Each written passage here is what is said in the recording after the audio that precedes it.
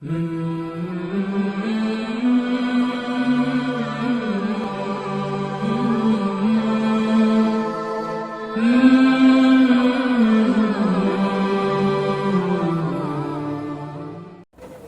سوچ رہے ہوگے کہ آخر تم سے ہی تمہاری محبت کیوں چھین لی گئی؟ تو سنو، اللہ تمہیں تمہاری دعاؤں سے آزماتا ہے۔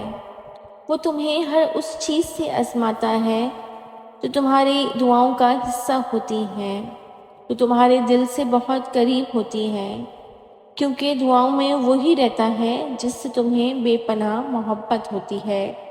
تم سوچ رہے ہوگے کہ جب دعائیں موجوں کے لیے بنائی گئی ہیں تو پھر اللہ انہیں تمہارے لیے آزمائش کیوں بنا دیتا ہے؟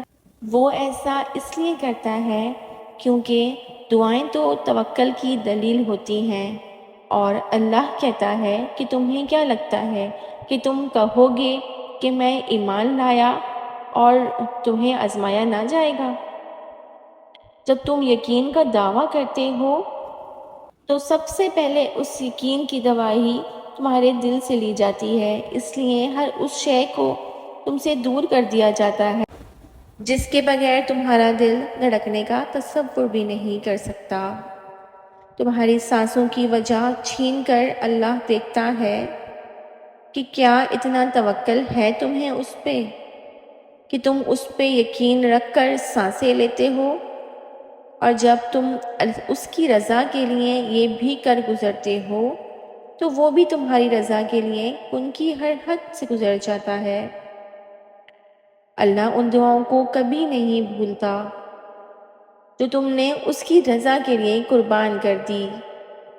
اللہ کے لیے جو کھو دیا جائے وہ کبھی بھی کم نہیں ہوتا، وہ پلٹ کر واپس ضرور آتا ہے، تمہاری ادھوری دعاؤں کی قبولیت بن کر، تمہارے درد کا اجر بن کر، اللہ سے کی گئی تمہاری وفاؤں کا صلہ بن کر۔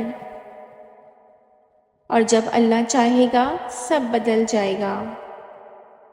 جو اب تک نہیں ہو سکا ایسا نہیں ہے کہ وہ اب کبھی نہیں ہو پائے گا، جو اب تک مل نہیں سکا ایسا نہیں ہے کہ وہ اب کبھی مل نہیں سکے گا۔ جس منزل کا انتخاب عرش والے نے کر رکھا ہے اس تک پہنچنے سے تمہیں دنیا کا کوئی راستہ نہیں روک سکتا۔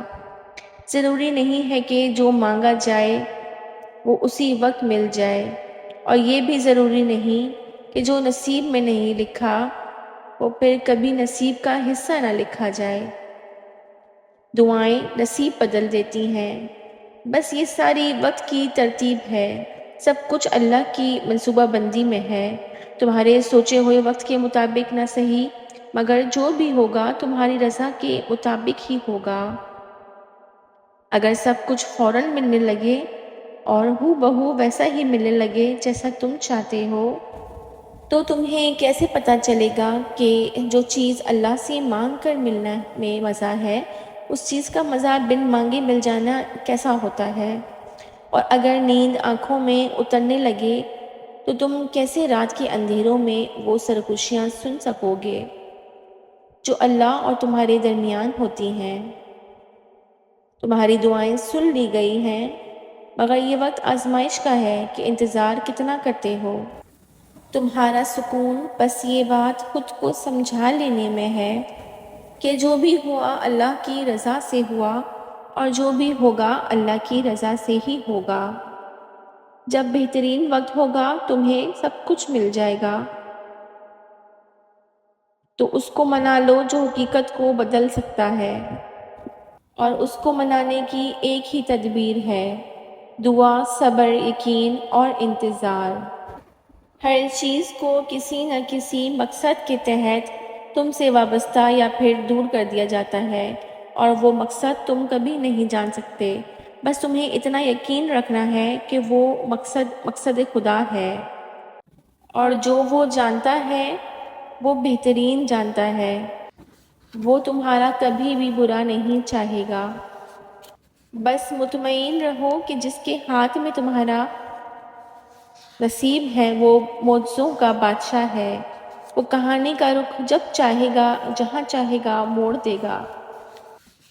اور نصیب کا لکھا ہر لفظ بدل سکتا ہے۔ تم اس کی مان جاؤ، وہ تمہاری مان لے گا۔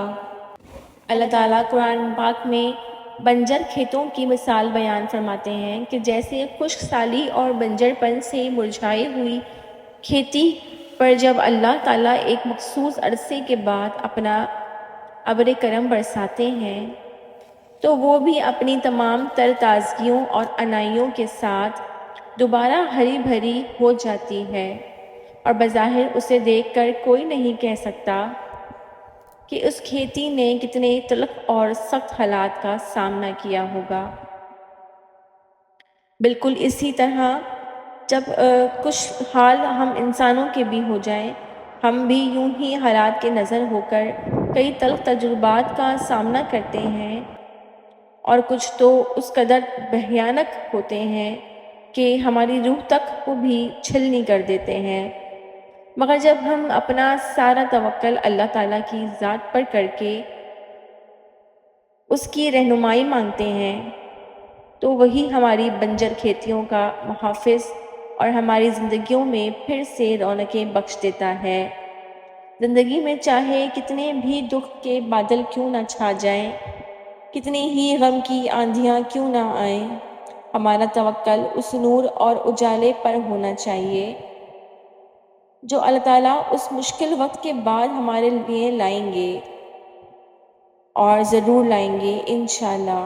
ابھی مشکلوں کو دیکھ کے لگے گا کہ نہ جانے دعائیں کہاں اٹک گئی ہیں، دعائیں پوری کیوں نہیں ہو رہی۔ یعقوب علیہ السلام کی دعا بھی تو سالوں بعد پوری ہوئی تھی، مگر ہوئی ضرور تھی۔ ایسا نہیں تھا کہ اللہ نے ان کی دعا نہ سنی ہو یا انسنی کر دی ہو۔ تمہیں بھی اپنی دعا ناممکن لگے گی، لیکن جب معجزوں کو ہوتے دیکھو گے تو سمجھ نہیں پاؤ گے کہ یہ سب کچھ کیسے ہوا۔ اور جو چیز تمہیں بن مانگے مل جائے یا بہت جلدی مل جائے تو تم اس کی قدر نہ جان پاؤ گے۔ اس دیری کے پیچھے کیا مصلحت ہے وہ صرف اللہ پاک جانتا ہے۔ وہ تمہاری ساری دعائیں ایک جگہ لکھ رہا ہوتا ہے اور پھر بہترین وقت پر تم کو عطا کرتا ہے، اور اس جگہ سے عطا کرتا ہے جہاں سے تمہارا گمان بھی نہیں جاتا، اور پھر اس وقت تم کو صبر آ جاتا ہے کیونکہ تم اچھی طرح سمجھ گئے ہوتے ہو کہ دیری کیوں ہوئی تھی۔ اور جب تمہارے انتظار کا پھل ملے گا تو تم خوش ہو جاؤ گے۔ جو تکلیفیں تم نے کاٹی وہ تمہیں یاد بھی نہیں رہیں گی، لیکن سنو، خوشی کے وقت اللہ کو نہ بھول جانا، اللہ کا شکر ادا کرتے رہنا جس نے تمہاری دعاؤں کو قبول کیا ہے۔ جب اللہ تمہاری دعائیں قبول کرنے میں دیری کرتا ہے تو تمہیں لگتا ہے کہ بس اب کہانی ختم ہو گئی، اور پھر انسان وہ دعا مانگنا ہی چھوڑ دیتا ہے، مگر شاید کہانی تو وہیں سے شروع ہوئی ہے۔